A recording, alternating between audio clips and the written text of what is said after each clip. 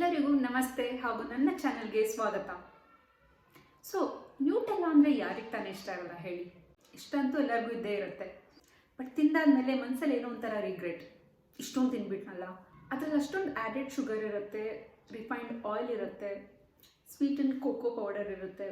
ಇದೆಲ್ಲ ನಮ್ಮ ಹೆಲ್ತಿಗೆ ಒಳ್ಳೇದಲ್ಲ.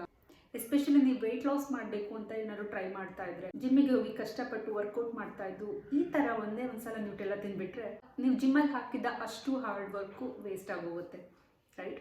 ಯಾರಿಗೆ PCOD ಮತ್ತು PCOS ಇರುತ್ತೆ ಅವರಿಗಂತೂ ದಿಸ್ ಇಸ್ ಬಿಗ್ ನೋ. ಅವ್ರು ಇದನ್ನು ಯೂಸ್ ಮಾಡಲಿಕ್ಕೆ ಇಲ್ಲ. ಬಟ್ ಸ್ಟಿಲ್ ಅವ್ರಿಗೆ ಕ್ರೇವಿಂಗ್ಸ್ ಅಂತೂ ಇದ್ದೇ ಇರುತ್ತೆ ಅಲ್ಲ. ಸೊ ಡೋಂಟ್ ವರಿ, ನಾನು ಅದಕ್ಕೆ ಒಂದು ಸೊಲ್ಯೂಷನ್ ಕಂಡಿಡ್ಕೊಂಡಿದ್ದೀನಿ. ಏನು ಸೊಲ್ಯೂಷನ್ ಅಂತ ಅಂದ್ರೆ ಹೋಮ್ ಮೇಡ್ ವೇಗನ್ ನ್ಯೂಟೆಲ್ಲಾ, ಮನೆಯಲ್ಲೇ ಮಾಡಿದ ನ್ಯೂಟೆಲ್ಲಾ. ನಾನು ನಿಮಗೆ ಗ್ಯಾರಂಟಿ ಕೊಡ್ತೀನಿ, ಇದನ್ನು ನೀವು ಒಂದ್ಸಲ ಮನೇಲಿ ಮಾಡಿ, ಅದಾದಮೇಲೆ ನೀವು ಸ್ಟೋರಿಗೆ ಹೋಗಿ ತಗೋಬೇಕು ಅನ್ನೋ ಆಸೆನೇ ಬಿಟ್ಬಿಡ್ತೀರಾ. ಅಷ್ಟು ಟೇಸ್ಟಿಯಾಗಿರುತ್ತೆ. ಪ್ಲಸ್ ನಿಮಗೆ ಅದೊಂದು ಗಿಲ್ಟ್ ಫೀಲ್ ಇರಲ್ಲ, ಯಾಕೆಂದರೆ ಇದು ಮನೆಯಲ್ಲೇ ಮಾಡಿರ್ತೀರಾ. ಏನೇ ಇಂಗ್ರೀಡಿಯೆಂಟ್ಸ್ ಹಾಕಿರ್ತೀರಾ, ಎಷ್ಟೆಷ್ಟು ಹಾಕಿರ್ತೀರಾ ಅಂತ ನಿಮ್ಗೆ ಚೆನ್ನಾಗಿ ಗೊತ್ತು ಇರುತ್ತೆ. ಸೊ ಶುರು ಮಾಡೋಣ. ನಾನಿಲ್ಲಿ 200 ಗ್ರಾಮ್ಸ್ ಅಷ್ಟು ಹೇಝಲ್ನಟ್ ತೊಗೊಂಡಿದ್ದೀನಿ, ಜೊತೆಗೆ ಮೇಪಲ್ ಸಿರಪ್. ಹಾಗೂ ನಾನಿಲ್ಲಿ ಡೈರಿ ಅವಾಯ್ಡ್ ಮಾಡ್ತಿರೋದ್ರಿಂದ ಪ್ಲ್ಯಾಂಟ್ ಬೇಸ್ಡ್ ಮಿಲ್ಕ್ ತೊಗೊಂಡಿದ್ದೀನಿ. ಮತ್ತು ನ್ಯಾಚುರಲ್ ಅನ್ಸ್ವೀಟೆಂಡ್ ಕೋಕೋ ಪೌಡರ್ ತೊಗೊಂಡಿದ್ದೀನಿ. ಹಾಗೂ ನಿಮಗೆ ಬೇಕಾಗುತ್ತೆ ವೆನಿಲ್ಲಾ ಎಕ್ಸ್ಟ್ರಾಕ್ಟ್, ಒಂದು 5-6 ಡೇಟ್ಸ್. ಶುಗರ್ ಆಲ್ಟರ್ನೇಟಿವ್ ಆಗಿ ನಾನಿಲ್ಲಿ ಡೇಟ್ಸ್ ಯೂಸ್ ಮಾಡ್ತಾ ಇದ್ದೀನಿ. ಮೊದಲಿಗೆ ಇದನ್ನು ಕೋಕೋನಟ್ ಮಿಲ್ಕ್ ಜೊತೆ ಸೋಕ್ ಮಾಡಿ ಇಟ್ಕೋತಾ ಇದ್ದೀನಿ. ಹಾಗೂ ನಿಮಗೆ ಕೋಕೋನಟ್ ಆಯಿಲ್ ಕೂಡ ಬೇಕಾಗುತ್ತೆ. ಮತ್ತು ಒಂದು ಪಿಂಚಷ್ಟು ಚಕ್ಕೆ ಅಂತ ಏನು ಹೇಳ್ತೀವಿ, ಅದ್ರದ್ದು ಪೌಡರ್. ಮೊದಲಿಗೆ ಪ್ಯಾನಲ್ಲಿ ಹೇಝಲ್ನಟ್ ಹಾಕಿ ಅದನ್ನು ಡ್ರೈ ರೋಸ್ಟ್ ಮಾಡೋಣ.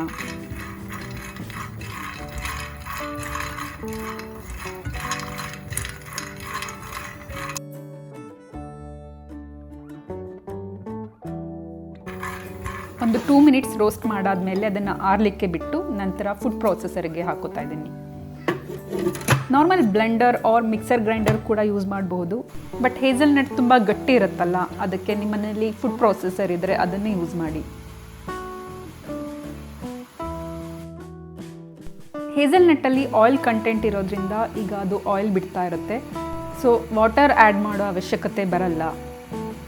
ಮಧ್ಯ ಮಧ್ಯ ಹಾಗೆ ಇದನ್ನು ಸ್ಕ್ರೇಪ್ ಮಾಡ್ತಾ ಇರಿ, ಯಾಕೆಂದರೆ ಅದು ತುಂಬ ಸ್ಟಿಕ್ಕಿ ಆಗ್ತಾ ಇರುತ್ತೆ.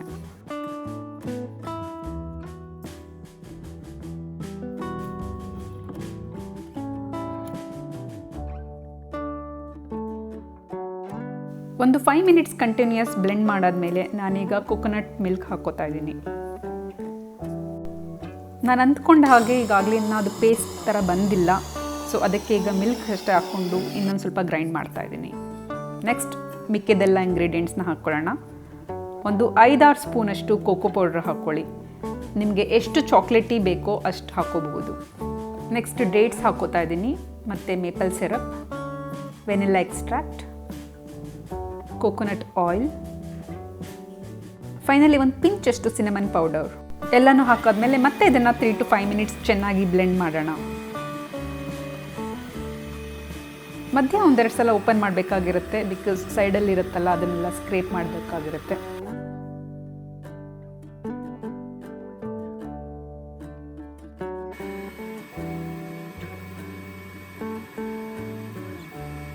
ನಾನು ಸ್ವೀಟ್ ಎಷ್ಟಿದೆ ಅಂತ ಹಾಗೆ ಚೆಕ್ ಮಾಡಿದೆ.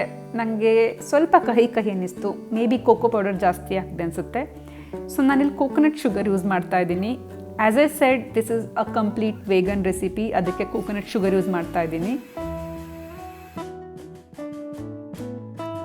ಫೈನಲಿ ನನಗೆ ಇದೇ ಕನ್ಸಿಸ್ಟೆನ್ಸಿ ಬೇಕಾಗಿದ್ದಿದ್ದು. ಸೊ ನ್ಯೂಟೆಲ್ಲಾ ಈಗ ತಯಾರಾಗಿದೆ. ಇದನ್ನು ಒಂದು ಜಾರಿಗೆ ಟ್ರಾನ್ಸ್ಫರ್ ಮಾಡಿ ಫ್ರಿಡ್ಜಲ್ಲಿ ಇಟ್ಕೊಂಡು ಎಷ್ಟು ದಿನ ಬೇಕಾದರೂ ತಿನ್ಬೋದು. ಇನ್ನು ಹೇಗೆ ತಿನ್ನಬೇಕು ಅಂತ ನಾನು ಹೇಳಬೇಕಾಗಿಲ್ಲ ಅನಿಸುತ್ತೆ. ಮಾರ್ನಿಂಗ್ ಬ್ರೇಕ್ಫಾಸ್ಟಿಗೆ ಬ್ರೆಡ್ ಜೊತೆ ಹಾಕ್ಕೊಂಡು ತಿನ್ಬೋದು, ಇಲ್ಲ ಈವ್ನಿಂಗ್ ಸ್ನ್ಯಾಕಿಗೆ ರೈಸ್ ಕೇಕ್ ಜೊತೆ ತಿನ್ಬೋದು. ಅದು ನನ್ನ ಫೇವ್ರೆಟ್. ನಾನು ಲಕ್ಸಂಬರ್ಗಲ್ಲಿದ್ದಾಗ ಅದೇ ಮಾಡ್ತಿದ್ದಿದ್ದು.